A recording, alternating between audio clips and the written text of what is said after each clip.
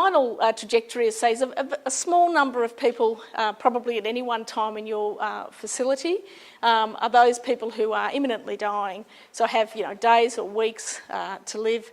And as I say, we use the Brisbane South end-of-life care pathway.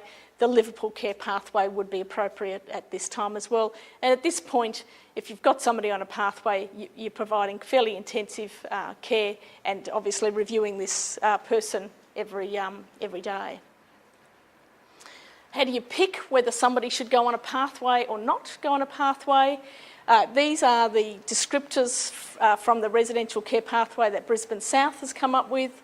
And they say if you have 3 or more of these, then you should think about going on a pathway. And there's some obvious ones there, like being semi-conscious,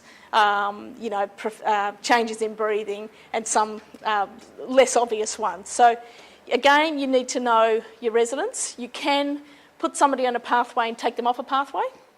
So just because you go on a pathway doesn't mean you have to stay on one. They really are designed for the last week or 2. That's it.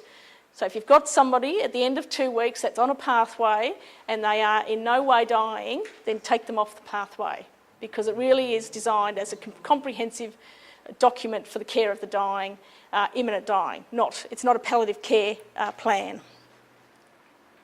This is what the residential care end-of-life care pathway from Brisbane South looks like.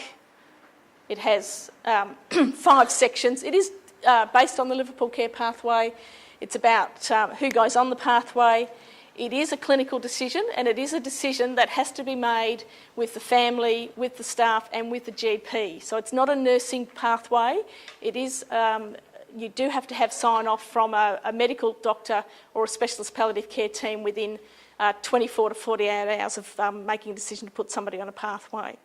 So if it's Saturday and you think that this person is imminently dying, you can start the pathway after you've had the discussion with the family. If you may not be able to get hold of the GP, but you do need to make sure that they are in the picture on the Monday and agree that that person has been commenced on a pathway, because there is some steps in there about ceasing unnecessary medications or procedures that the GP has to make those decisions on, or the specialist palliative care team have to make those decisions on.